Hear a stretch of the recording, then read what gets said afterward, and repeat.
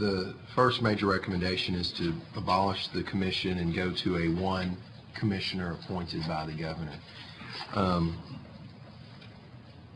How does that make the agency more responsive to the people of Texas and to the legislature? Certainly. When it was first recommended in the last Sunset Review, Right. the concept, it was a package almost of recommendations to install this legislative conservatorship is the word that was used in the summary of the last report. And so we were directed this time to look and see if those recommendations were still appropriate to consider. And in looking at that, we certainly saw that steps had been taken, and the commission included had taken those steps, but we couldn't show that the implementation had a desired effect of the responsiveness. Yes, they're taking steps to improve in public involvement in the planning and project development process, but seeing the effects of that, we just couldn't come to the conclusion that everything was fine. And so we were re-recommending it for your consideration. I appreciate that. I guess what I'm trying to understand, though, is how a single appointed commissioner creates a greater responsiveness. I mean, with all due respect to all the commissioners present and historic, you know, there are commissioners in the past who've proven they don't have a problem ignoring the legislature or anybody else for that matter. So how does one appointed commissioner make that better or not? We saw it as twofold piece, and first certainly the single point of accountability and having that one person that everyone could look to for the direction of the agency and to try and get those answers. I'm not saying it works in every instance, I understand. But that single point of accountability. But they would in that point only really be accountable to the governor.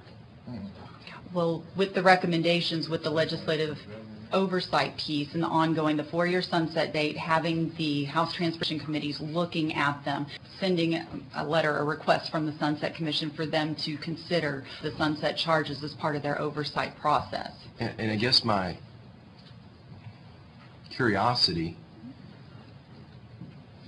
those oversights exist historically, right? I mean, you had Senate Transportation, you had House Transportation, and they certainly should have had the ability to have a responsiveness and a communication with txdot, whether there were 3, 5, or 1 commissioners. And so I'm just concerned, and I genuinely don't know which direction I would go on this, but I'm just concerned I don't know how the one commissioner makes that a more responsive agency. Is there any, I mean, let me say it this way, how does going from multiple appointed commissioners, because we've changed the number recently, to one, where does that become a more responsive individual? Because they're still appointed by the governor. So is it because they're going to be more concerned with what the overall legislature says? Is that what you believe? In the report, I guess? In the report, but also single full-time, and a person being there in the agency that is there to answer those questions that everyone can go to when that person is there as a full-time position, appointed position.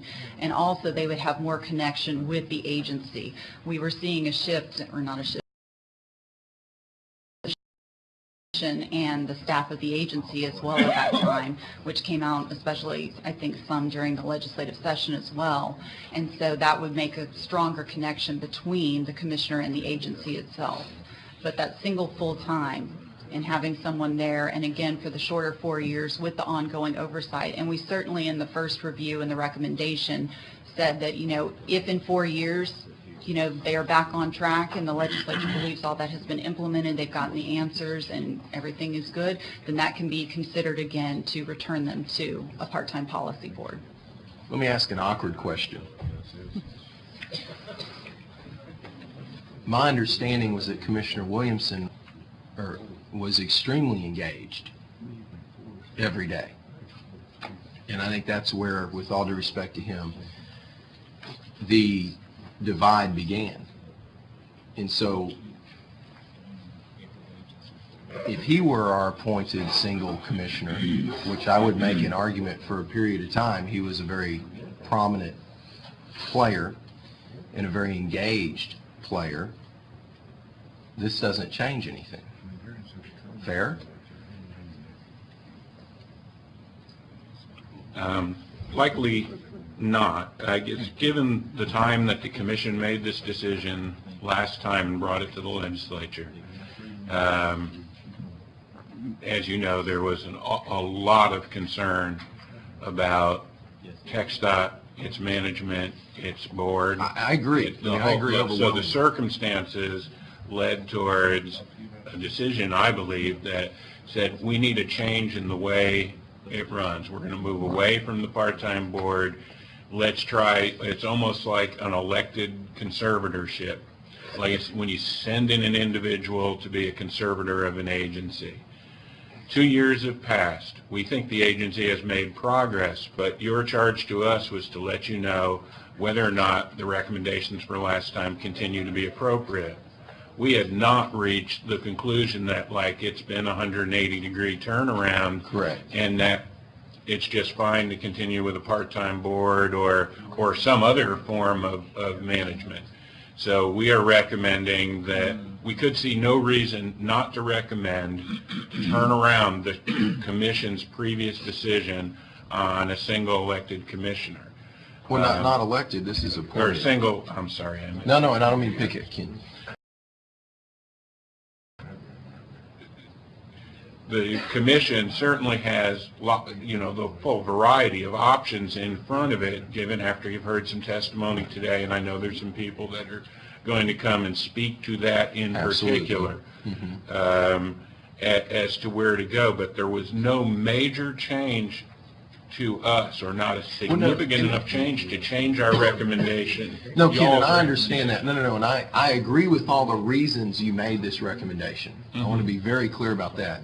What I'm struggling with, what is the best way to ensure that it doesn't take us multiple years and multiple sessions to get TxDOT to recognize that we do not want to toll every road in Texas? Because it did take multiple years and multiple sessions to have that understood. And I'm not opposed to toll roads. I think we seem to be very cautious about it.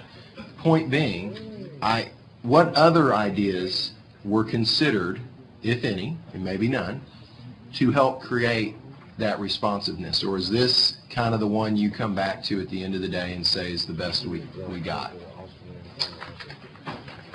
Well, I think it creates a more direct individual relationship to the governor. Now, personally, I'm not a huge proponent of the cabinet form of government, and that's what this is, right? Is. Right. But again, like to repeat what Jennifer said, I believe it's a step in a process, and that if to get the attention of the agency and a change needed in the agency and in the culture of the agency, and like you talked about the culture that was leading down the toll road route.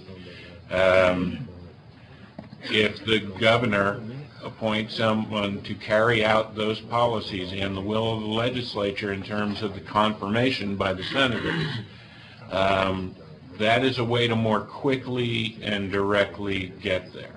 Okay. Thank you. I'm sure there'll be others to visit. Senator Hinojosa and then Nichols. Just a real quick observation. I see a lot of changes on the positive side for TxDOT.